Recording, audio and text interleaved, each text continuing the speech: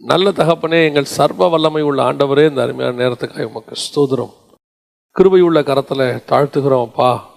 வந்தவர்கள் விரும்பினை திரும்பாதபடி ஆண்டவரே உம்முடைய வார்த்தையை பெற்றுக்கொண்டவர்களாக எதற்காக அழைத்து கொண்டு வந்தீரோ அதை தந்து அனுப்புவீராக. ஆண்டவரே, திரும்பி போகும்போது ஒருத்தர் கூட வெறுமனை போகாதபடி ஆசீர்வதிக்கப்பட்டவர்களாய் திரும்பி போக கர்த்தர் கிருபை தருவீராக. உம்முடைய மகிமை மூடட்டும் தகப்பனே. நீர் பேசும், நீர் இடைபடும். எங்கள் ஆண்டவர் இயேசுவின் நாமத்தில் பிதாவே, அல்லேலூயா. புலம்பலின் புஸ்தகம் 3ஆம் அதிகாரம் 22, 23 வாசிங்க பார்ப்போம். திருப்பியும். நாம் நிர்மூலமாகாதிருக்கிறது கர்த்தருடைய கிருபையே, நாம் நிர்மூலமாகாமல் இருப்பது கர்த்தருடைய கிருபையே. அவருடைய இரக்கங்களுக்கு முடிவில்லை, அவைகள் காலைதோறும் புதியவைகள், உமது உண்மை பெரிதாயிருக்கிறது. இந்த கிருபை அப்படிங்கிற வார்த்தை எவ்வளவுக்கு அதிகமாக நன்மையாக நமக்கு அமையுதோ அவ்வளோ தூரம் இந்த கிருபையை மனுஷங்க போக்கடிக்கிறாங்க. கடைசி காலத்தில் வசனம் சொல்றது, பொய்யான மாயை பற்றி கொண்டு கர்த்தருடைய கிருபை என்ன செய்கிறாங்களாம், போக்கடிக்கிறாங்க. அதே மாதிரி இன்னைக்கு இந்த கிருபைங்கிறத வச்சுக்கிட்டு கிரேஸ் அப்படின்னு சொல்லி ஹைப்பர் கிரேஸு, சூப்பர் கிரேஸு இப்படியெல்லாம் பேசி இந்த கிருபைங்கிற ஒரு மேன்மையான வார்த்தையை அவர்கள் என்ன செஞ்சிட்டாங்கன்னா மாயையை பின்பற்றி கொண்டு போக்கடிக்கிற நிலைமைக்கு வந்துருச்சு. கிருபை எப்பேற்பட்டது, அது எப்போ கிடைக்கிது அப்படின்னு கேட்டிங்கன்னா, காலைதோறும் அவருடைய கிருபை புதியவைகள், புதிதாக இருக்கிறது. அவருடைய கிருபை புதுசாக இருக்குது. ஒவ்வொரு நாளும் இந்த காலை வேளையில் எதுக்காக அதிகாலையில் எழுந்திருக்கணும்னு சொல்கிறோம், எதனால் காலை வேளையில் காத்திருக்கிறோம். இயேசு கிறிஸ்துவே நீங்கள் எடுத்துக்கிட்டிங்கன்னா ஒவ்வொரு நாளும் அதிகாலையில் தேவ சமூகத்தில் காத்திருக்கிறார். இன்றைக்கி விசுவாசிகளாக இருக்கட்டும், ஊழியக்காரர்களாக இருக்கட்டும், காலை வேளையில் காத்திருக்கிற அனுபவம் கொஞ்சம் கொஞ்சமாக குறைஞ்சிக்கிட்டே வருது. எனக்கு தெரிஞ்சு எங்களுக்கு முன்னோடியாக இருந்த எந்த ஊழியக்காரங்களும் காலையில் தூங்கி நாங்கள் பார்த்ததே இல்லை. எங்கள் பாஸ்டர் 5 மணிக்கு ஆராதனை வைப்பார். காலையில் 5 மணிக்கு டெய்லி 5 to 6 ஒரு ஜபம் வைப்பாங்க. நான் சொல்கிறது 365 நாளும் இருக்கும். அந்த நாங்கள் போகும்போது அவர் ஜெபம் பண்ணிட்டு உட்காந்துருப்பார். ஒரு நாள் கூட நாங்கள் போய் அவர் வந்ததே கிடையாது. நாங்கள் அங்கே போகும்போது அவர் ஜெபம் பண்ணிட்டு உட்காந்துருப்பார். அப்படின்னா அவர் எத்தனை மணிக்கு எழுந்திரிச்சிருப்பார் பாருங்க. அப்போது ஒரு பரிசுத்தவானை குறித்து கேள்விப்பட்டேன். அவர் காலையில் 3 மணிக்கு எழுந்திரிச்சாருன்னா 6 மணி வரைக்கும் முழங்கால நின்றுக்கிட்டே தான் இருப்பாராமா. அதாவது இந்த காலை தோறும், ஏன் இந்த காலையில் சிலர் இந்த ஜபத்தை ரொம்ப இழிவாக பேசுகிறவங்களாம் வந்துட்டாங்க. இந்த கடைசி காலத்தில் ஜபமே தேவையில்லைங்கிறவங்களாம் வந்த காலம் ஆகிப்போச்சு. சரியாக ஜபிக்க வேண்டிய அவசியம் இல்லைன்றது.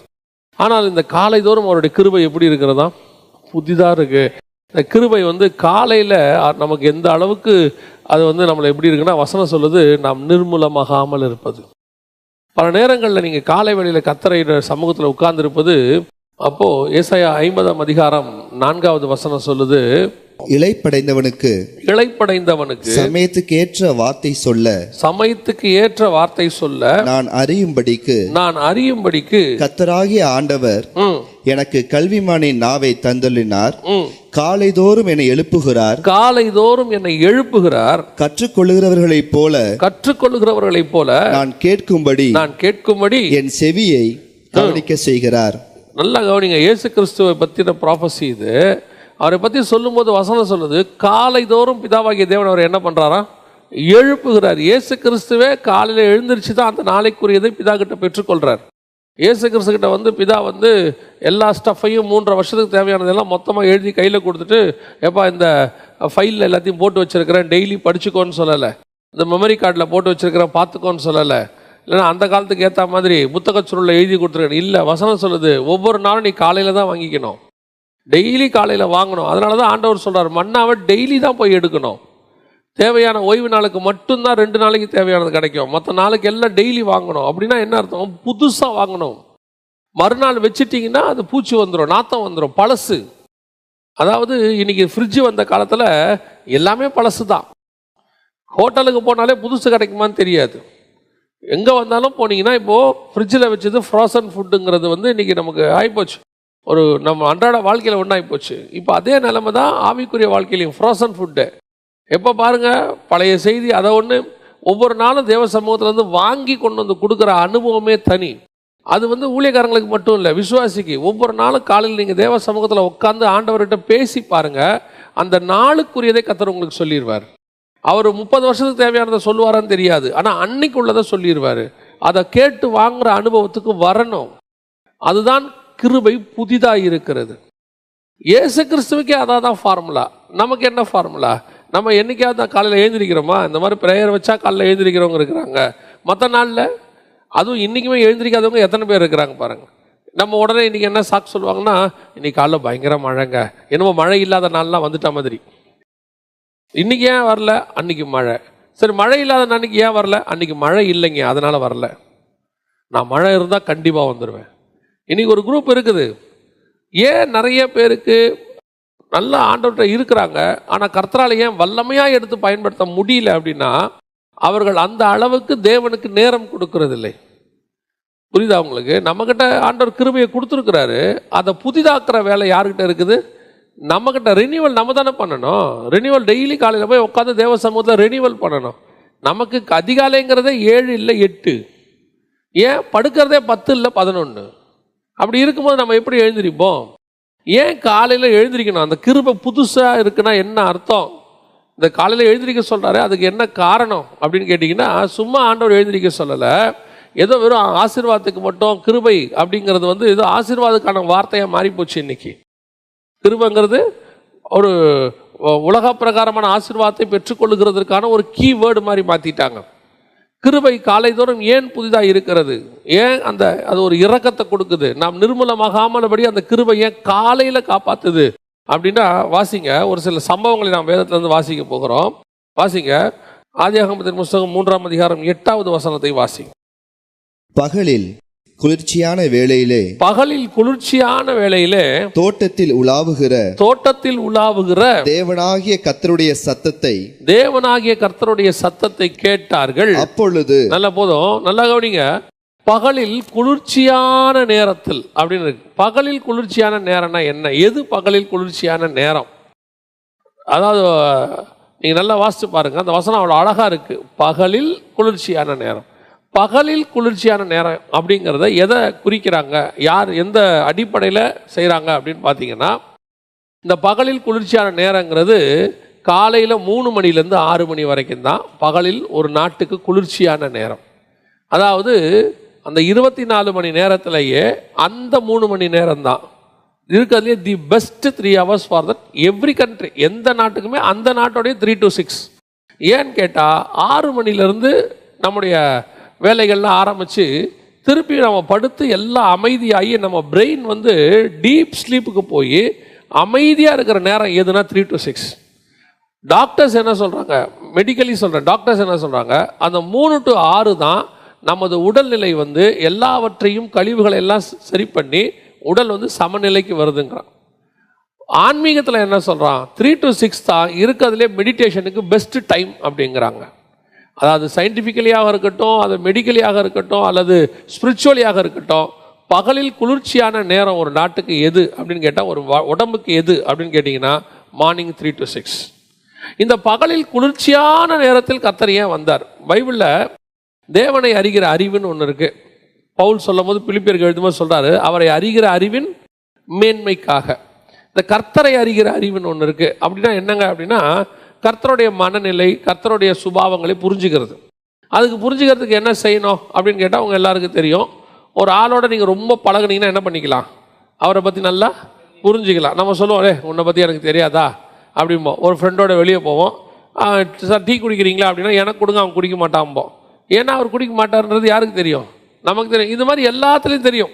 ரொம்ப க்ளோஸ் ஆக ஆக சின்ன சின்ன விஷயத்தில் கூட என்ன செய்யும், நமக்கு தெரிய ஆரம்பிச்சிடும். அது குறிப்பாக கணவன் மனைவிக்கு ரொம்ப அதிகமாக இருக்கும். ஏன்னா அவங்க கூடவே இருக்கிறதுனால அது தெரியும். அப்போது ஒரு தேவனை அறிகிற அறிவுனா எப்படி வரும்? தேவனை அறிகிற அறிவு எப்படி?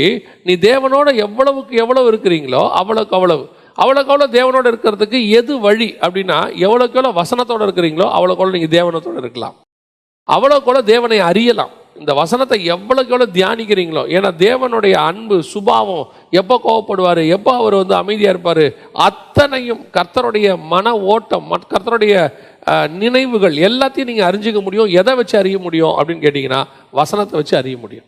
ஏன்னா எல்லாத்தையும் அதில் கொடுத்துருக்கு. அதில் தான் இந்த வசனம் இருக்குது, பகலில் குளிர்ச்சியான வேளையில் உலாவும்படி.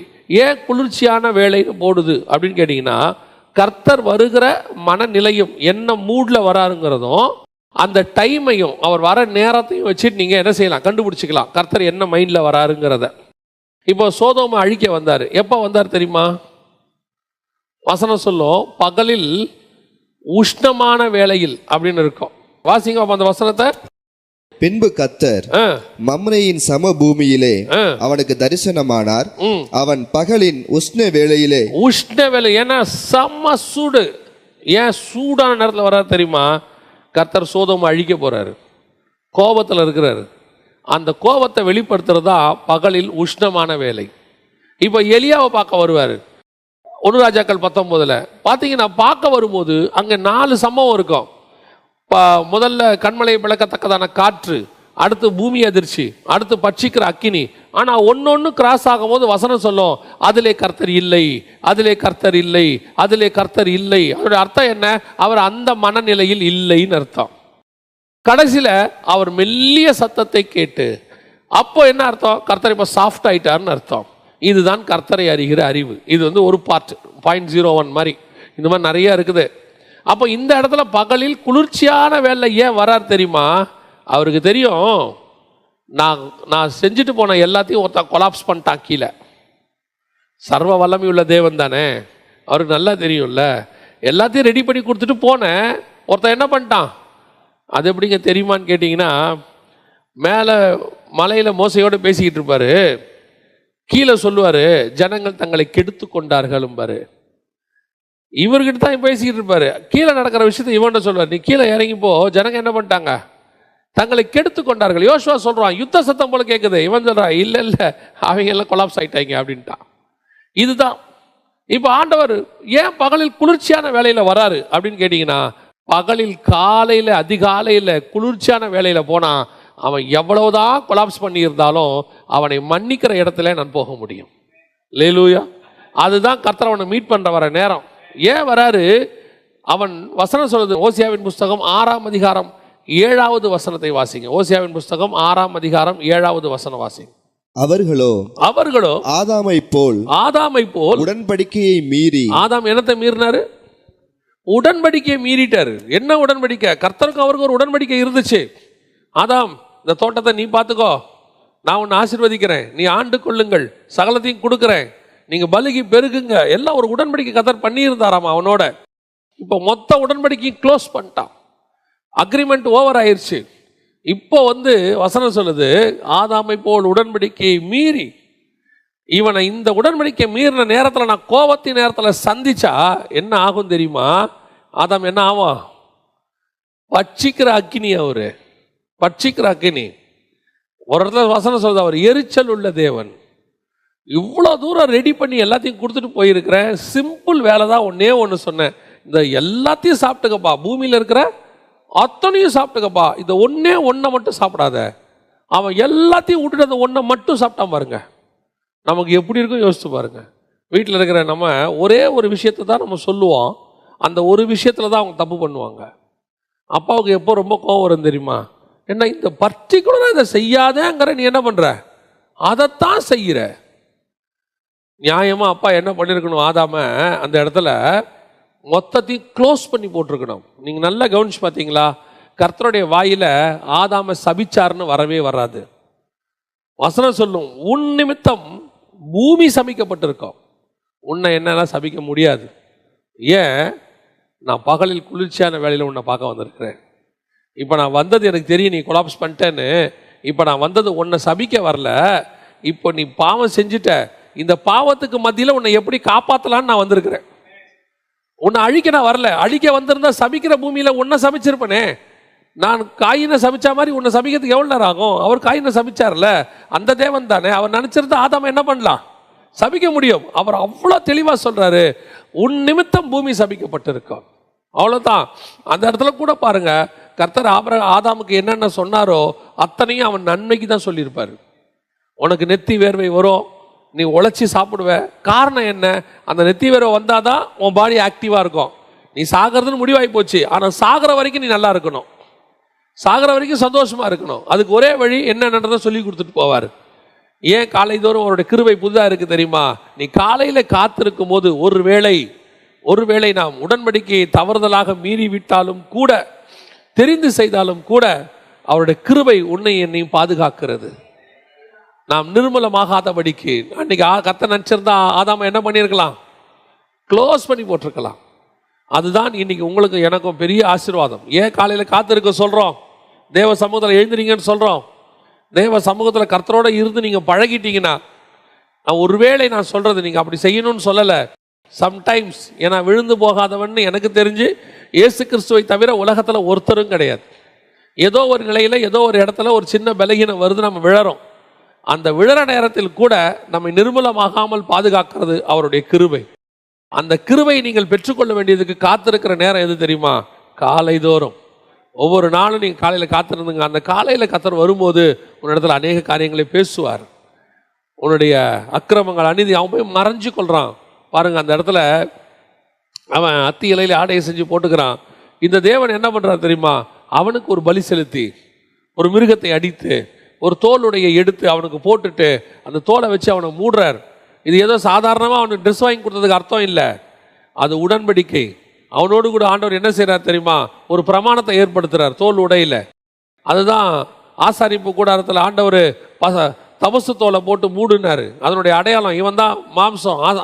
ஆசாரிப்பு கூடாரம் மனுஷன், அவன் மேலே ஆடையை போட்டு மூடுறார், தோலை போட்டு மூடுறார். இதெல்லாம் எங்கே நடக்குது? கர்த்தருடைய சமூகத்தில் காலை தோறும் அவருடைய கிருபை புதிதாக இருக்கிறது.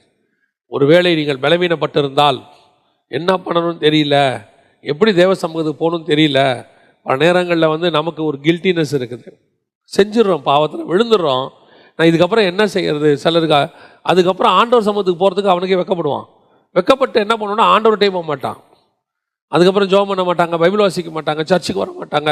ஏன்னா அவங்க எதனால் வரலன்னு சும்மா உட்காந்து பேசுனீங்கன்னா, நான் ஒரு பெரிய பாவம் பண்ணிட்டேங்க, இதோட எப்படிங்க சர்ச்சுக்கு வர்றது? நான் கேட்பேன், சர்ச்சுக்கு வராமல் வேறு எங்கே போய் அந்த பாவம் போகும்? சரி, ஆண்டவர்கிட்ட வரலன்னு வச்சுக்கோங்களேன், வேறு எங்கே போய் அதை தொலைப்பீங்க? அதுதான் யூதாஸுக்கும் பேதுருவுக்கும் இருந்ததான ஒரே வித்தியாசம். செஞ்சாச்சு பாவம், ரெண்டு பேரும் செஞ்சாச்சு, தொலைக்கிறதுக்கு ஒரு இடம் தான் இருக்குது. திருப்பி திருப்பி நீ எங்கே தான் வரணும்? எத்தனை தடவை விழுந்தாலும் அத்தனை முறையும் உன்னை காப்பாற்றுறதுக்கு ஒரு இடம் மட்டும்தான் இருக்குது. அந்த இடம் தேவ சமூகம் மட்டும்தான்.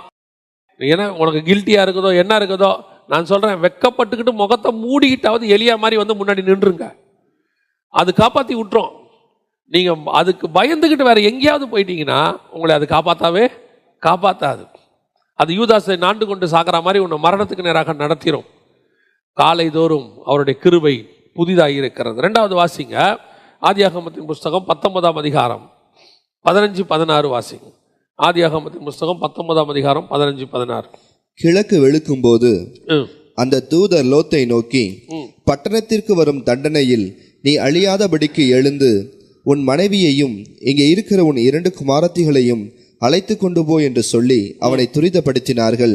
அவன் தாமதித்து கொண்டு இருக்கும் போது கர்த்தர் அவன் மேல் வைத்த இரக்கத்தினாலே அந்த புருஷர் அவன் கையையும் அவன் மனைவியின் கையையும் அவன் 2 குமாரத்தின் கையையும் பிடித்து அவனை பட்டணத்திற்கு வெளியே கொண்டு போய் விட்டார்கள். இது அடுத்து ரொம்ப மிக முக்கியமான ஒரு விஷயம். காலை தோறும் அவருடைய கிருபை எப்படி இருக்கிறது? அவருடைய நாம் இரக்கத்திற்கு முடிவே இல்லைன்னு இருக்கு. அப்படிதானே இருக்குது வசனம், அப்படிதான் இருக்கு. நாம் நிர்மலமாகாமல் இருப்பது அவருடைய கிருபை. யோசிச்சு பாருங்க, நைட்டு ஃபுல்லாக பேசுகிறாங்க லோத்துக்கிட்ட, இரவு முழுக்க பேசுகிறாங்க. காலை வசனம் கிழக்கு வெளுக்கும் போது விடிய போகிற நேரம் வந்துருச்சு, ஏர்லி மார்னிங். இப்போ அழிக்கிற நேரம் வந்துருச்சு. அந்த ஏர்லி மார்னிங்கில் தான் அந்த மனுஷர் அவன் மேல் வைத்த கிருபையினாலே, இரக்கத்தினாலே. அதான் ரொம்ப முக்கியம். இவன் தாமதிச்சுட்டே இருக்கிறான். நியாய தீர்ப்பு வந்துருச்சு, அடுத்த செகண்ட் தொடங்கணும், பரலோகம் துரிதப்படுத்துது. ஆனால் உள்ளே ஒரு நீதிமான் இருக்கிறான். இவன் நீதிமான் தான், ஆனால் சீரியஸ்னஸ் தெரியாத நீதிமான். இன்றைக்கும் நம்ம சர்ச்சில் அந்த மாதிரி நிறைய பேர் இருப்பாங்க. இவங்க பாவி கிடையாது, ஆனால் சீரியஸ்னஸ் தெரியாது. அவங்க நியாய தீர்ப்பு தலைக்கு மேலே தொங்குது, அடுத்த செகண்ட் என்ன நடக்கும்னு நமக்கு தெரியாது. சோதோம் அழிய போகுது, அவ்வளவு பரபரப்பாக பரலோகம் வேலை பார்த்துக்கிட்டு இருக்கு. கொஞ்சம் கூட பரபரப்பு இல்லாமல் யார் வேலை பார்க்குறா? வேலை பார்க்குறான். சிலர்லாம் பார்த்தீங்கன்னு சொன்னால், ட்ரெயின் பிடிக்கணும் அப்படின்னு சொல்லி அல்லது ஃப்ளைட் பிடிக்கணும் அப்படின்னு சொன்னால் அப்படியே பரபரப்பாக வேலை பார்த்துக்கிட்டு இருப்பாங்க. அந்த கேப் டிரைவர் இருக்கார்ல, கேப் டிரைவர் நம்மளை கூப்பிட்டு போகிறாரு, டாக்ஸி டிரைவர், அவர் ஒரு பரபரப்பும் இல்லாமல் வண்டி ஓட்டிகிட்டு இருப்பார். அவரை பொறுத்த வரைக்கும் எப்படி இருக்கும், நான் ஒழுங்காக போகணும், ஆக்சிடென்ட் ஆகிடக்கூடாது. நம்ம எப்படி இருப்போம் தெரியுமா, கொஞ்சம் சீக்கிரம் போங்களேன், கொஞ்சம் சீக்கிரம் போங்களேன். அவர் போயிடலாம் சார் பாரு, அந்த 40 தாண்டவே தாண்டாது. நமக்கு சார் கொஞ்சம் வேகமாக போங்க சார். எதுக்கு சொல்கிறேன், அவ்வளோ பரபரப்பாக சோதம் அழியறதுக்கு நேரம் எல்லாம் நடந்துக்கிட்டு இருக்குது, பரலோகமே பார்க்குது. ஏன்னா மிகப்பெரிய நியாய தீர்ப்பு ஒன்று பூமியில் நடக்க போகுது, ஒரு கவலையும் இல்லாமல் இருக்காம பாருங்க. ஆனால் வசனம் சொல்லுது, அவன் மேல் வைத்த இரக்கத்தினாலே காலைதோறும் அவருடைய கிருபை புதிதாக இருக்கிறது. பல நேரங்களில் உங்களுக்கும் எனக்கும் வந்த நியாய தீர்ப்பு நமக்கு தெரியாது, கர்த்தருடைய கிருபை தான் காப்பாற்றி கொண்டு இருக்கிறது. பல நேரத்தில் அதுதான் காப்பாற்றிட்டு இருக்குது. நம்மெல்லாம் போய் ஒழுங்காக சேர்றோன்னா கர்த்தருடைய கிருபை மட்டும்தான் காப்பாற்றிக்கிட்டு இருக்குது நம்மளை. பல நேரங்களில் தப்பு, நம்ம பண்ணுறது தப்பு, சரின்னு சொல்லவே இல்லை, இட்ஸ் ராங். ஆனாலும் அவர் நம்மேல் வைத்த கிருபை, லோத்து பண்ணுறது தப்பு போன்னு சொல்கிறாரு, ஆனாலும் கூட லோத்து என்ன செய்யலை, தாமதிக்கிறான். இப்போ நம்மகிட்ட என்னென்னா ஆப்போசிட்டு, அவர் மெதுவாக போங்கிறாரு, நம்ம வேகம். லோத்துவை வேகமாக போங்கிறாரு, அவன் மெது. ஆனால் நியாய தீர்ப்பு என்னமோ தலைக்கு மேலே என்ன செய்யுது, தொங்கிட்டே இருக்குது. பல நேரங்களிலே அதிகாலை ஜெபம், கர்த்தர் சமூகத்தில் காத்திருக்கிறது உன்னை நியாய தீர்ப்பிலிருந்து உன்னை காப்பாற்றுவதற்கு போதுமானதாக இருக்கிறது. வசனம் சொல்லுது, நியாய தீர்ப்பிலே அவருடைய கிருபை, அவருடைய இரக்கம் மேன்மை பாராட்டும். யாக்கோபின் புத்தகம் 2ஆம் அதிகாரம் 13வது வசனத்தை வாசிங்க. யாக்கோபு 2:13. ஏனென்றால் இரக்கம் செய்யாதவனுக்கு இரக்கமில்லாத நியாய தீர்ப்பு கிடைக்கும், நியாய தீர்ப்புக்கு முன்பாக இரக்கம் மேன்மை பாராட்டும். இப்ப லோத்துக்கிட்ட வசனம் என்ன சொல்லுது, அவர்கள் அந்த மனிதன் மேல் வைத்த இரக்கத்தினால நியாய தீர்ப்புக்கு முன்பு இரக்கம் மேன்மை பாராட்டும். ஏன் அவன் மேல் வைத்த இரக்கம், அதுக்கு தான் சொல்றேன், காலைதோறும் அந்த இரக்கம் வருது பாருங்க. நியாய தீர்ப்புக்கு முன்பாக யாக்கோபுல சொன்ன தீர்க்க தரிசனமான வார்த்தை அது. உங்களுக்கும் எனக்கும் அப்படிதான் பல நேரங்களிலே கர்த்தர் நம்மை காப்பாற்றி கொண்டிருக்கிறார். இந்த காலை காத்திருக்கிற ஒரு அனுபவம் பல நியாய தீர்ப்பிலிருந்து உங்களை பாதுகாக்கும், பல அழிவுகளிலிருந்து உங்களை பாதுகாக்கும், பலவிதமான சோதனைகளிலிருந்து உங்களை பாதுகாக்கும். அதுக்கு தான் சொல்கிறோம், காலையில் எழுந்திரிங்கன்னு சொல்லி. ஏன்னா ராத்திரியில் ஜெபம் பண்ணால் கிடைக்காதா, கிடைக்கும், அதெல்லாம் இல்லைன்னு சொல்ல. ஆனால் வசனம் சொல்லுது, காலையில் இரக்கம் அதிகமாக இருக்கிறது. நம்முடைய வாழ்க்கையில் தேவன் நம்மளை நிர்மூலமாக்கணும்னு நினச்சிருந்தாருன்னா இங்கே ஒருத்தர் கூட உட்காந்துருக்க முடியாது. நான் ரட்சிக்கப்பட்ட பிறகே சொல்கிறேன், ஆண்டவரை ஏற்றுக்கொள்வதற்கு முன்பதாக விட்டுருங்க. ஆண்டவரை ஏற்றுக்கொண்ட பிறகு எத்தனை பேர் நம்ம அவருக்கு உண்மையாக எல்லா நாளும் இருந்திருக்கிறோம்? 365 days 24/7 சொல்லுவாங்க. நம்ம எத்தனை பேர் அப்படி இருந்திருக்கிறோம் யோசித்து பாருங்க. ஆனால் இன்னைக்கும் நம்ம நிர்மூலமாகாமல் இருப்பது அவர் நம்மேல் வைத்த இரக்கம். அந்த இரக்கத்தை நீங்கள் பெற்றுக்கொள்வதுக்கு தான் காலைதோறும் ஜெபம். காலை ஜெபத்தில் காலைதோறும் காத்திருக்கிறதுல, அவரோடு கூட உறவாடுறதுல ஒரு மணி நேரம் 2 மணி நேரம் நீங்கள் காத்திருக்கும் போது பலவிதமான ஆபத்துகளிலிருந்து உங்களை விடுவிக்கிறார். நமக்கே தெரியாது. லோத்துக்கு இவ்வளோ தெரியுமா, சோதம் இப்படி ஒரு அழிவை பார்க்கணும் தெரியுமா, லைஃபுக்கு சோதம் இப்படி ஒரு பிரச்சனையை சந்திக்கும்னு யாருக்கு தெரியாது. ஏதோ நியாய தீர்ப்பு கொடுக்க போகிறாங்க போல அப்படின்னு அவன் நினைக்கிறான். ஆனாலும் கூட அவன் மேல் வைத்த இரக்கம், அவன் தாமதித்த போதும் அவன் மேல் வைத்த இரக்கம், நாம் தவறு செய்யும் போதும் பல நேரங்களில் அந்த இரக்கம் நம்மை காப்பாற்றி கொண்டு இருக்கிறது. அதுக்கு தான் காலையில் காத்திருக்கணுங்கிறது. ஒவ்வொரு நாளும் வேலைக்கு போகிறதுக்கு முன்னாடி நம்ம வேலைகள், நான் சொல்கிறது வெறும் ரோட்டில் போகிற ஆபத்தான வேலைகள் சொல்லலை. ஏன் சமீபத்தில் ஒரு மனுஷன், அவர் ஒரு ஆள் தான் பக்கத்தில் வேலை பார்த்துட்டு இருக்காரு. பக்கத்தில் இருந்த மிஷின் ரோபோட் என்ன பண்ணிடுச்சு தெரியுமா, அப்படியே கொண்டு போய் செவுத்தோடு வச்சு அவனை நசிக்கிருச்சு. திடீர்னு மிஷின் ஃபால்ட் ஆயிடுச்சு. ரோபோட்டு என்ன பண்ணிருச்சுன்னா, அதான் ஃபஸ்ட்டு ஒரு ரோபோட் மனுஷனை கொன்னது. யோசித்து பாருங்கள். வீட்டுக்கு ஆஃபீஸுக்கு போன மனுஷன், ஆபத்து இல்லாத வேலை, அவர் ஏதோ ஒரு பக்கம் வேலை பார்த்துக்கிட்டு இருக்கிறார். ஆனால் மனுஷன் வீட்டுக்கு திரும்பலை நைட்டு. இதுதான் நிலைமை இன்னைக்கு. ஒரு ரோட்டில் வெளியே போயிட்டு வீட்டுக்கு வர்றதுங்கிறது கர்த்தர் நம்ம மேல் வைத்த இரக்கம். நான் ஒரு முறை உண்மையிலே எனக்கு பயம் வந்த சம்பவம் என்னென்னா, நான் ஒரு இடத்துல நின்று பார்த்துக்கிட்டு இருக்கிறேன். ஆப்போசிட்டில் வண்டி இப்படி போயிட்டுருக்குது. ஆப்போசிட்டில் ஒரு 2 வீலர் போகுது. என் பக்கத்தில் இந்த பக்கம் ஆப்போசிட்டில் ஒருத்தர் ஒரு கடை இருக்குது, க்ளோஸ் பண்ணியிருக்கு, வாசலில் உட்காந்துருக்கிறார். போன வண்டி என்ன ஆச்சுன்னு தெரியல, அந்த ஆளுக்கு கண்ட்ரோல் போய் திரும்பி யூட்டர்ன் மாதிரி போட்டு வந்து இங்கே உட்காந்துருந்தவர் மேலே மோதிச்சு. அவர் மேலே ஃபால்ட்டே கிடையாது, ஓட்டுனவர் மேலேயும் ஃபால்ட்டு கிடையாது. ஆனால் இவர் உட்காந்துருக்காரு, திரும்பிட்டு வந்து அடிச்சிச்சு. அதை பார்த்தபோது உண்மையிலே ஒரு மனசுக்கு பயம் வந்துச்சு. நாம ஓரமாக கடை ஓரத்தில் பூட்டி இருக்கிற கடையில் வாசலில் உட்காந்துருக்காரு, எங்கேயோ போகிற வண்டி வந்து மோதுது. அந்த வண்டி அந்த டைரக்ஷன்லேயும் வரல.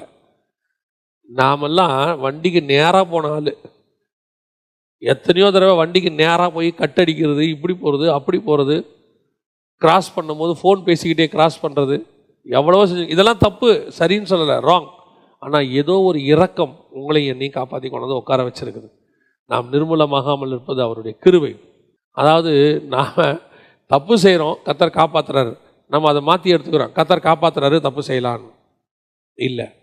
பல நேரங்களில் கர்த்தருடைய இரக்கம் நம்மை காப்பாற்றி கொண்டு இருக்கிறது. அல்லேலூயா. காலைதோறும் அவருடைய இரக்கம் பெருசாக இருக்கு. அதிகாலையில் நியாய தீர்ப்புக்கு கூட கர்த்தர் நம்மளை என்ன செய்கிறாரா, தப்பு வைக்கிறார். மூன்றாவது வாசிங்கள், ஆதியாகமத்தின் புஸ்தகம் 32வது அதிகாரம் 24, 26, 24 முதல் 26 வரை வாசிங்க. தெரிஞ்ச சம்பவம் தான், ஆனால் அதில் ஒரு மிக முக்கியமான விஷயம் இருக்கு. வாசி. யாக்கோப்பு பிந்தி தனித்திருந்தான். அப்பொழுது ஒரு புருஷன் பொழுது விடியும் அளவும் அவனுடனே போராடி அவனை மேற்கொள்ளாததைக் கண்டு அவனுடைய தொடை சந்தை தொட்டார். அதனால் அவருடனே போராடுகையில் யாக்கோப்பின் தொடை சந்து சுளுக்கிற்று. அவர், நான் போகட்டும், பொழுது விடுகிறது என்றார். அதற்கு அவன், நீர் என்னை ஆசீர்வதித்தால் ஒழிய உம்மை போக விடேன் என்றான். நல்லா கவனிங்க. இப்போ பொழுது விடியும் போது நடக்கிற ஒரு சம்பவம் இது. காலையில் ஏர்லி மார்னிங் நடக்கிற ஒரு சம்பவம், நம்ம எல்லாருக்கும் தெரிஞ்ச ஒரு சம்பவம். இதில் என்ன ஸ்பெஷாலிட்டி இருக்குது அப்படின்னு கேட்டிங்கன்னா, கர்த்தர் யாக்கோபை காலையில் ஆசீர்வதிக்கவே வரல. கர்த்தர் என்ன செய்யலை, ஆசீர்வதிக்கவே வரல. அவர் இருக்கிற வரைக்கும் அவங்ககிட்ட ஆசீர்வதிக்கிறேன்னு பேசவே இல்லை. அவர் பாட்டுன்னு புறப்பட்டு என்ன செஞ்சிட்டாரு, காலைல ஏர்லி மார்னிங் ஆகும்போது அவர் பாட்டுன்னு புறப்பட்டு போக்குறாரு.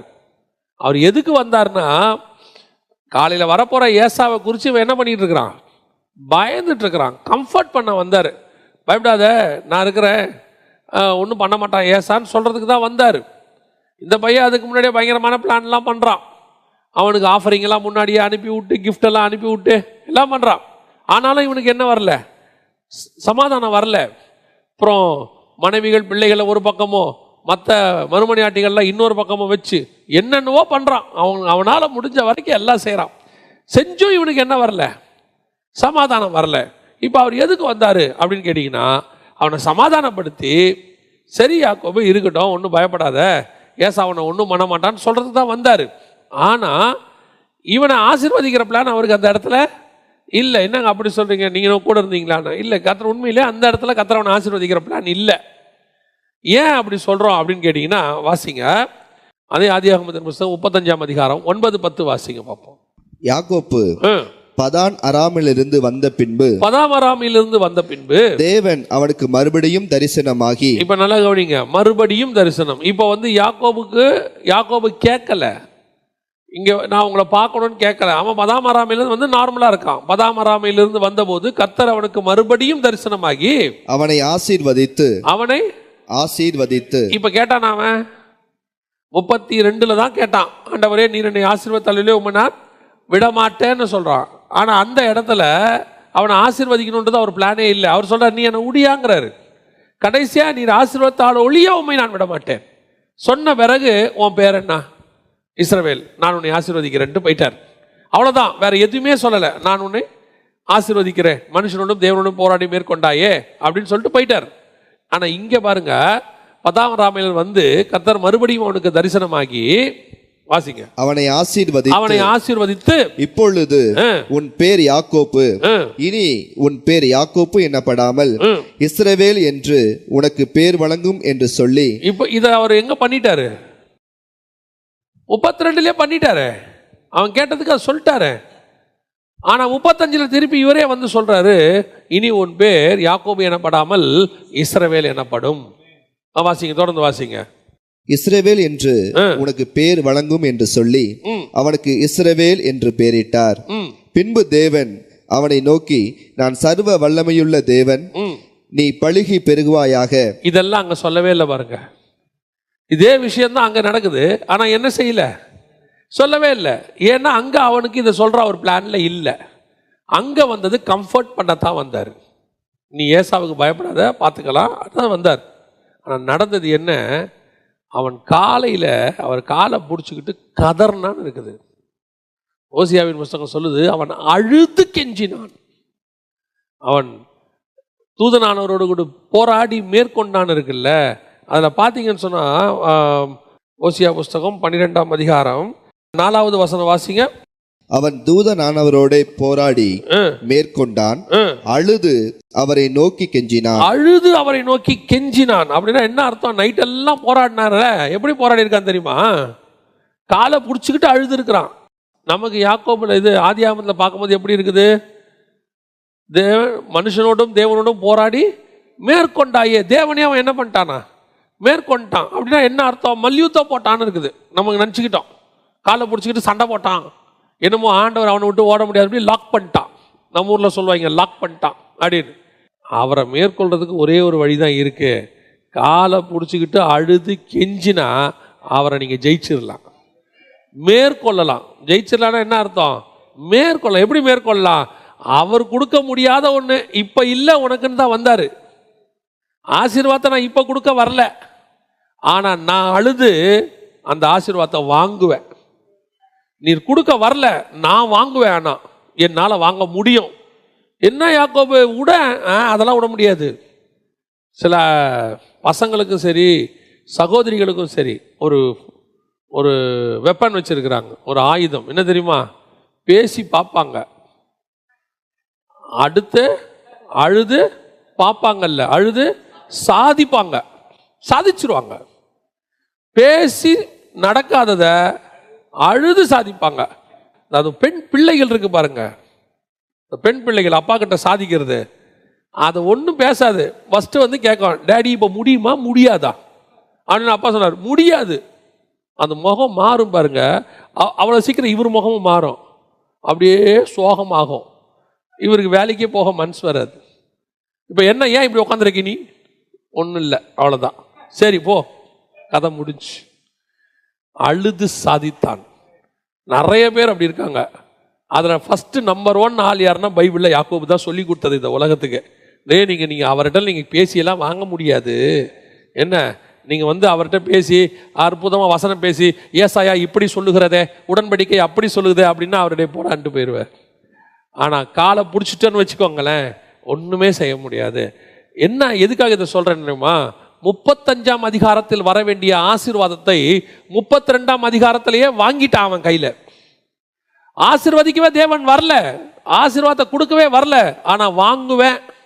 நீங்கள் கொடுக்க வரல ஆண்டவரே, நான் வாங்குவேன், என்னால் வாங்க முடியும். காரணம், விடியற் காலையில் உம்முடைய இரக்கம் பெருசாக இருக்கிறது, காலைதோறும் உம்முடைய கிருபை பெருசா இருக்கு.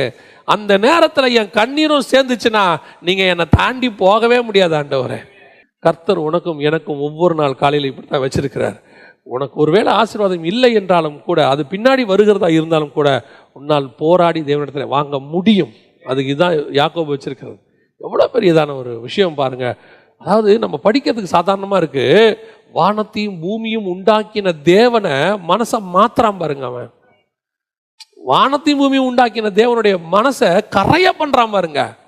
இப்போ கொடுக்காதது இல்லை, நீ கொடுத்துட்டு போ, அதெல்லாம் முடியாதுப்பா, நீங்க கொடுத்துட்டு போங்கப்பா. இதுதான் காலையிலே கர்த்தரிடத்தில் இருக்கிறது. காலையில் அவர் மனசு அப்படியே மெல்ட் ஆகிடும். அதான் வசனம் சொல்றது, காலைதோறும் அவருடைய கிருபை புதிதாக இருக்கிறது, அவருடைய இரக்கங்களுக்கு முடிவே கிடையாது. எப்படி ஒரு இரக்கம் கொடுக்க முடியாததை கொடுக்க வைக்கும், இல்லாததை உருவாக்கும். காலையில் கர்த்தர் உன்னை ஆசீர்வதிக்கவே ஆசீர்வதிப்பார். இதான் கர்த்தர் உனக்கு எனக்கு வச்சிருக்கிறது. இவ்வளோ மேன்மையை ஏர்லி மார்னிங்கில் கர்த்தர் வச்சிருக்கிறார். என்னைக்காவது நம்ம எவ்வளோ மிஸ் பண்ணுறோம் பாருங்க. நீங்கள் ஏர்லி மார்னிங் காத்திருந்தீங்கன்னா திரும்பி வரும்போது சக்ஸஸோட தான் வெளியே வருவீங்க. அதான் உண்மை. காலை சமூகத்தில் போய் உக்காந்துட்டீங்கன்னா ஒரு 1 hour உட்காந்துட்டு அவர் சமூகத்தில் இல்லைல்லப்பா, எனக்கு இன்றைக்கி இது மாதிரி பிரச்சனை இருக்குது, இன்றைக்கி இவ்வளோ இருக்குது, இவ்வளோ சொல்லியிருக்காங்க, நீங்கள் எனக்கு செஞ்சால் தான்ப்பா விடுவேன்னா, செய்கிறேன் போன்னு ஒரு வார்த்தை அவர் வாயில் வந்துட்டா போதும். அதுக்கப்புறம் எதை பற்றியுமே கவலைப்பட வேணாம். அந்த நாள் முழுவதும் தைரியமாக இருக்கலாம். ஏன், சொன்னது ஆண்டவர் செய்வார். எனக்கு நான் எப்பவுமே அப்படி தான் வச்சுருக்கிறேன்.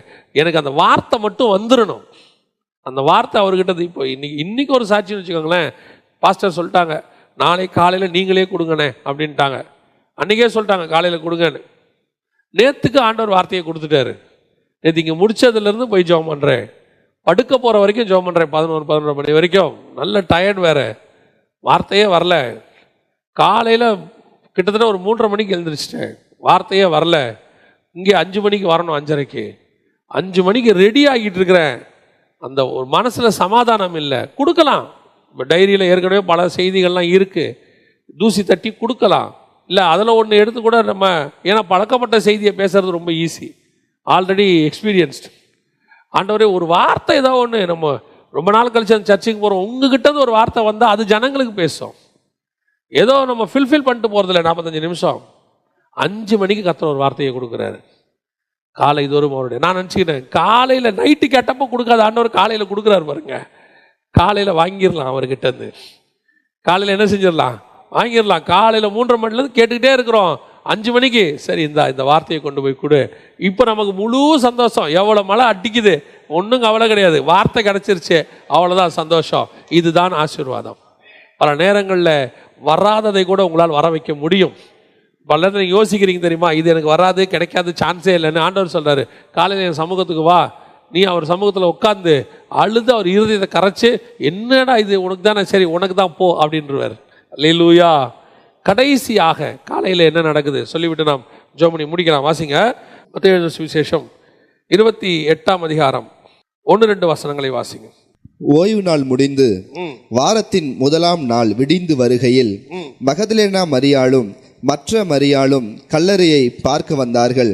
அப்பொழுது பூமி மிகவும் அதிரும்படி கர்த்தருடைய தூதன் வானத்தில் இருந்து இறங்கி வந்து வாசலில் இருந்த கல்லை புரட்டி தள்ளி அதன் மேல் உட்கார்ந்தான். யோசித்து பாருங்களேன், விடிந்து வருகையில், ஏர்லி மார்னிங், காலையில இருட்டோட. இன்னொரு காஸ்பல்ல இருக்குது, இருட்டோட காலையில ஏர்லி மார்னிங். எங்க ஓடுறாங்க, கல்லறைக்கு ஓடுறாங்க. ஓடும்போது வசனம் சொல்லுது, ஒரு தூதன் இறங்கி கல்லை புரட்டி போட்டார். இப்போ இயேசு கிறிஸ்து 3 நாள் முன்னாடியே, 3 நாள் இரவும் பகலும் பூமியின் வயிற்றில் இருப்பார். 3 நாள் இரவும் பகலும் இருந்துட்டார். இது அந்த ஓய்வு நாள் முடிஞ்சு அந்த வாரத்தின் 1ஆம் நாள் அப்படின்னு இருக்குது. அந்த விடிந்து வருகையில் 3 days ஓவர், வியாழன் வெள்ளி சனி முடிஞ்சிருச்சு. ஞாயிற்றுக்கிழமை காலையில், நம்ம புரிதலுக்காக சொல்கிறேன், ஞாயிற்றுக்கிழமை ஏர்லி மார்னிங் போகும்போது வசனம் சொல்லுது, இயேசு அந்த என்னைக்கு சிலுவையில் அறையப்பட்டாரோ அன்னைக்கே காவலுள்ள ஆவிகளுக்கு போய் பிரசங்கம் பண்ண போயிட்டார் கீழே. நீங்கள் நினைக்கக்கூடாது 3 நாளும் டெட் பாடியாக கிடந்தார், ஒன்றும் பேச்சு மூச்சு இல்லாமல் இருந்தார், இயேசு கிறிஸ்துக்கு ஒரு வேலையும் இல்லை, நல்லா ஹாயாக 3 days ரெஸ்ட் எடுத்தார். இல்லை, வசனம், இன்று நீ என்னோடு கூட பரதீசியில் இருப்பாய். ஜீவனுள்ள ஒரு தேசம் அது. அங்கே போயிட்டாரு. இவனை கொண்டு போய் விட்டுட்டு போகிறதுக்கு முன்னாடி இந்த காவலுள்ள ஆவிகளுக்கெல்லாம் பிரசங்கத்தை பண்ணி அவங்களையும் பிக்கப் பண்ணி, வாங்க நம்ம எல்லாம் போவோம். யாரு? மேல் பாதாளத்தில் இருக்கிற பழைய ஏற்பாட்டு பரிசுத்தவான்கள் எல்லாரையும் கூட்டிகிட்டு பாரடைஸுக்கு போயிட்டு அந்த வேலையெல்லாம் முடிச்சு இப்போ இயேசு 3ஆவது நாள் வரார். வரும்போது பார்த்தீங்கன்னா இயேசு இன்னும் படுத்து இருந்துவிட்டு வரல. இயேசுவும் உள்ள வேலை பார்த்து தான் இருந்திருக்கிறார். ஆனால் வசனம் சொல்லுது, 3ஆம் நாள் விடிந்து வருகையில் கல்லறை திறக்கப்பட்டது, பூமி அதிரும்படி கல்லறை திறக்கப்பட்டது. வசனம் என்ன இருக்கு? வானத்தில் இறங்கி வாசந்த கல்லை புரட்டி தள்ளி அதன் மேல் உட்கார்ந்தான். இதோட அர்த்தம் என்ன தெரியுமா?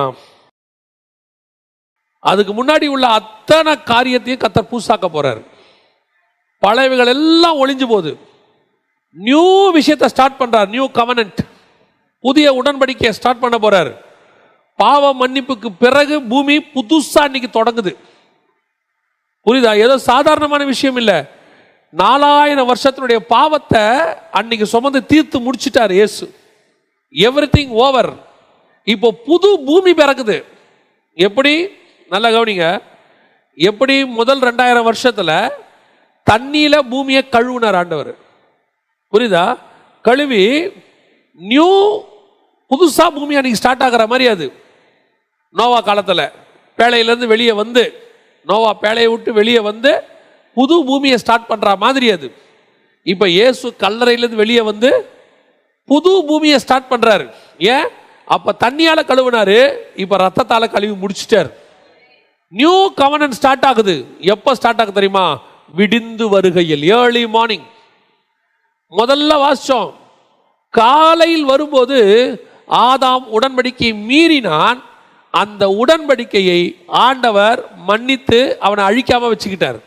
ஆனா இங்க அதிகாலை விடிந்து வருகையில், அதே குளிர்ச்சியான வேளையில் அவன் மீறின உடன்படிக்கையை கர்த்தர் புதிதாக்கி விட்டார். நியூ கவர்னன்ட். இவர் தான் 2ஆம் ஆதாம். புரியுதா?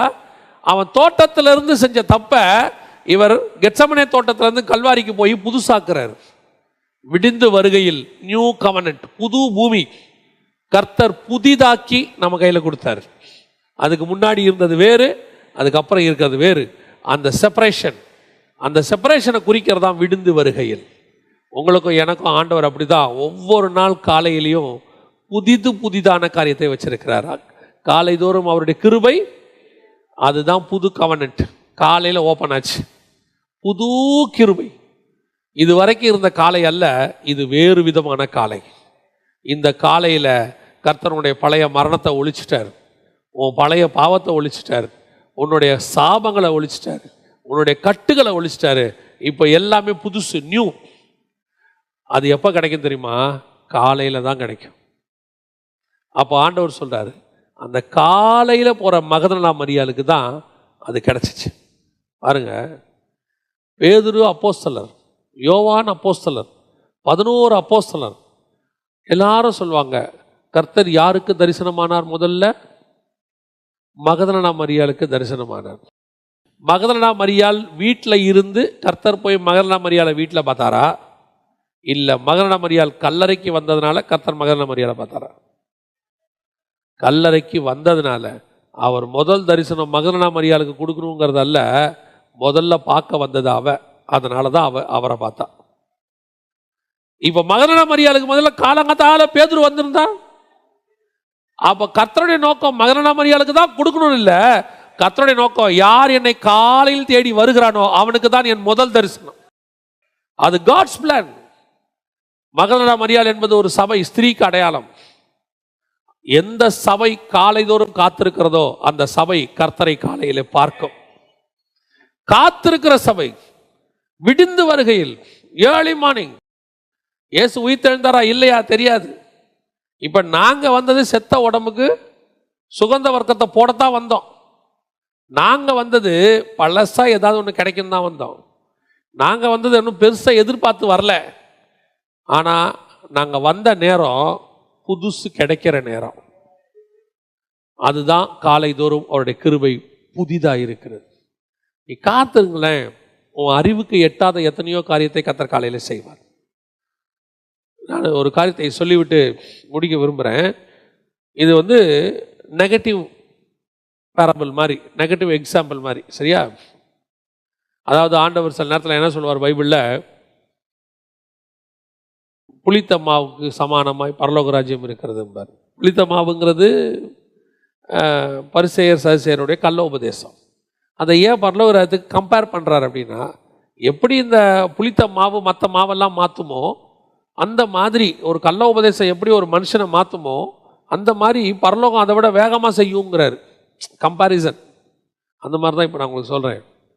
நாம் காலைதோறும் காத்திருந்தா கர்த்தருடைய கிருபை புதுசாக இருக்குன்னு சொல்கிறோம்ல, புதுசான காரியம் கிடைக்குதுன்னு சொல்கிறோம்ல.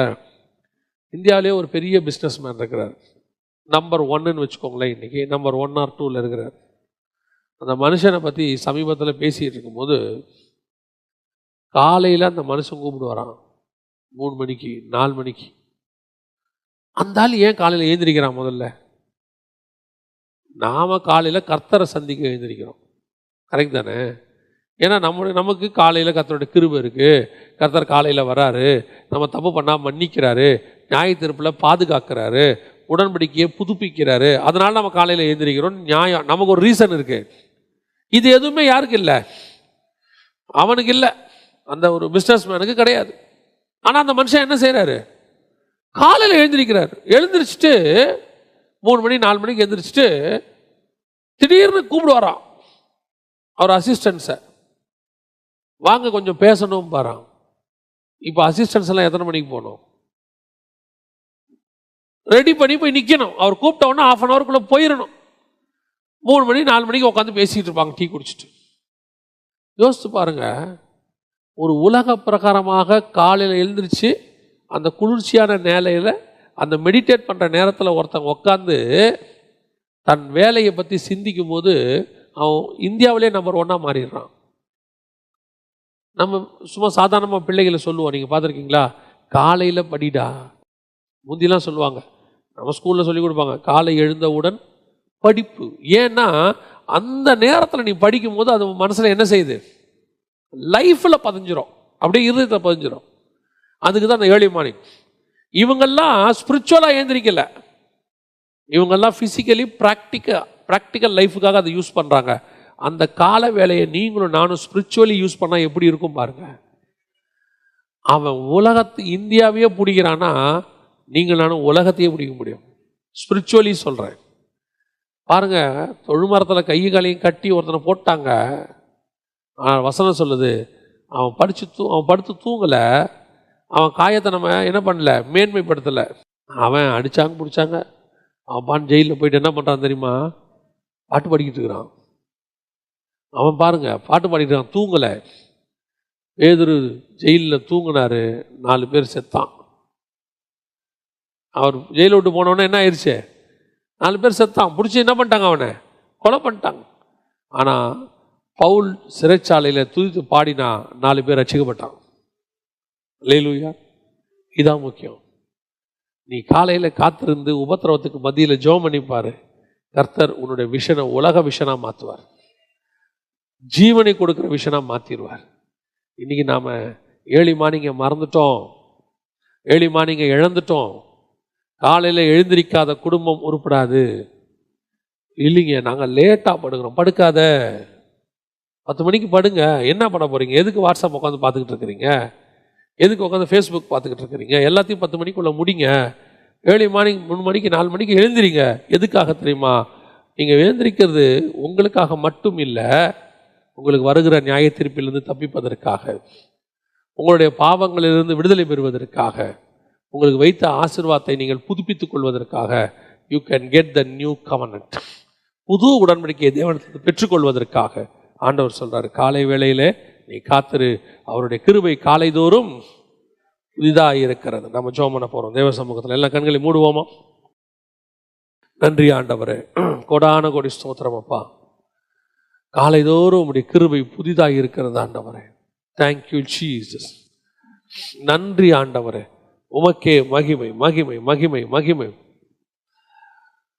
நம்ம சாராள் நவரஞ்சம்மா அழகா ஒரு பாட்டு பாடுவாங்க, காலை தோறும் இன்ப ஜெபத்தியானமே, கருணை பொற்பாதம் காத்திருப்பேன், அதிகாலையில் அறிவை உணர்த்தி தேவன் என்னோடு கூட பேசுவார் அப்படின்னு சொல்லி. இது ஏசாயா 50:4 வச்சு தான் அந்த பாட்டே. இயேசு கிறிஸ்துவ பற்றின பாட்டு தான் அது. அதிகாலையில் அறிவை உணர்த்தி. உங்கள் பிள்ளைகளை காலையில் எழுந்திரிக்க வைங்க, எழுப்புங்க. 5 மணி 5:30 மணிக்கு பிள்ளைகளை எழுப்புங்க. 6 மணிக்கு மேலே தூங்குறது சரியே கிடையாது. குடும்பத்தில் முந்தியெல்லாம் சில ஆவிக்குரிய குடும்பங்களில் போய் பார்ப்போம், காலைல 4 மணிக்கு கணவன் ஒரு பக்கம் மனைவி ஒரு பக்கம் ஜெபம் பண்ணிக்கிட்டு இருப்பாங்க. ஜெபம் பண்ணிட்டு வந்து பிள்ளைகளை எழுப்புவாங்க, எந்திரிச்சு பைபிள் வாசிங்க சொல்லுவாங்க. இன்னைக்கு குடும்பமே தூங்குது. You have so many reason. எனக்கு உடம்பு சரியில்லை, மழை பெய்யுது, கொஞ்சம் பலவீனமாக இருக்குது, நைட்டு கொஞ்சம் வேலை டைட் ஆயிடுச்சு. இந்த ரீசனை பவுல் சொல்லியிருந்தா அன்னைக்கு அந்த சிறைச்சாலை குடும்பம் தப்பிச்சிருக்குமான்னு பாருங்க. அடிச்சு அவனை தொங்க விட்டுருக்காங்க, சாதாரணமா இல்லை. ஆனா அவன் தூங்கலை பாருங்க. நைட்டு நாளை காலையில் எங்க அண்ணன் என்னை கொல்லுவானோங்கிற பயம், நைட்டு தூக்கம் வரல பாருங்க அவனுக்கு. காலையில வரைக்கும் தேவனோட போராண்டி கிடைக்காத ஆசீர்வாதத்தை வாங்கிட்டான் பாருங்க. அது அன்னைக்கு கிடைக்க வேண்டிய ஆசீர்வாதமே கிடையாது, ஆனா அவன் வாங்கிட்டான். அந்த தேவன் உங்களுக்கும் எனக்கும் அதே மாதிரி வச்சுட்டு காத்துக்கிட்டு இருக்கிறாரு. நீங்க வாங்க முடியும் அந்த ஆசீர்வாதத்தை. உனக்கு இல்லாத ஆசீர்வாதமா இருந்தாலும் காலையில நீ காலை பிடிச்சிட்டு கதறினா கர்த்தர் கொடுப்பார், கொடுக்காம போக மாட்டார். உனக்குரியதை கர்த்தர் தருவார். நம்ம ஜெபம் பண்ணுவோமா ஆண்டவர்கிட்ட, ஆண்டவரே என்னை ஆசீர்வாதத்தால் ஒழிய உம்மை நான் விட மாட்டேன் ஆண்டவரே. எனக்கு என்ன வச்சிருக்கீங்களோ அதை கொடுங்கப்பா. ஆண்டவரே, என்னுடைய அக்கிரமங்கள் அதிகம் ஆண்டவரே, ஒரு விஷயம் என்னை மன்னிச்சிடுங்கப்பா. ஆண்டவரே, பகலில் குளிர்ச்சியான நேரத்தில் வந்தா சாக வேண்டிய என்னை கூட நீங்க மன்னிச்சு விட்டுருவீங்க ஆண்டவரே. நான் காலையில காத்து இருக்கிறேன்ப்பா. தீர்மானம் எடுங்க. இனி எவ்வளவு வேலை என்னவா இருந்தாலும் சரி, ஒருவேளை நீங்க வேலை பலூல நைட்டு லேட்டா படுத்தாலும் சரி பரவாயில்ல, ஒரு அரை மணி நேரமா தேவ சமூகத்தில் நின்றுடுங்க. காலையில 5 மணிக்கு மேல தூங்குற விசுவாசி நல்லதில்லை, 4 மணிக்கு மேல தூங்குறது ஊழியனுக்கு நல்லதில்லை. நீ தேவ சமூகத்தில் 4 மணிக்கு 3 மணிக்கு நின்றுட்டினா பாரு, உனக்கு டிஃபரன்ஸ் தெரியும், ஒரு பெரிய மாற்றம் தெரியும். கர்த்தர் உங்களையும் உங்கள் குடும்பத்தையும் ஊழியத்தையும் ஆசீர்வதிக்கிறத நீங்க பார்க்க முடியும். ஆசீர்வதிக்காமல் தேவன் போகவே மாட்டார். நாம் ஜெபிக்கலாம். சர்வ வல்லமை உள்ள எங்கள் ஆண்டவரே, அருமையான நேரத்திற்காய் ஸ்தோத்திரம். கிருபையுள்ள கரத்தில் தாழ்த்துகிறோம். நாங்கள் சபையாக இன்னைக்கு மட்டும் இல்லை ஆண்டவரே, ஒவ்வொரு நாளும் சமூகத்தில் காத்திருக்க கிருபை பாராட்டும். ஆசீர்வாதத்தை பெற்றுக்கொள்ள கிருபைதான் ஆண்டவரே. யாக்கோபு எப்படி ஆசீர்வாதத்தை போராடி வாங்கினானோ அதே போல எங்கள் சபை போராடி வாங்க கிருபை பாராட்டும். உடைய கிருபையுள்ள கரத்தில் தாழ்த்துகிறோம் எங்கள் ஆண்டவர் இயேசுவின் நாமத்தில் பிதாவே.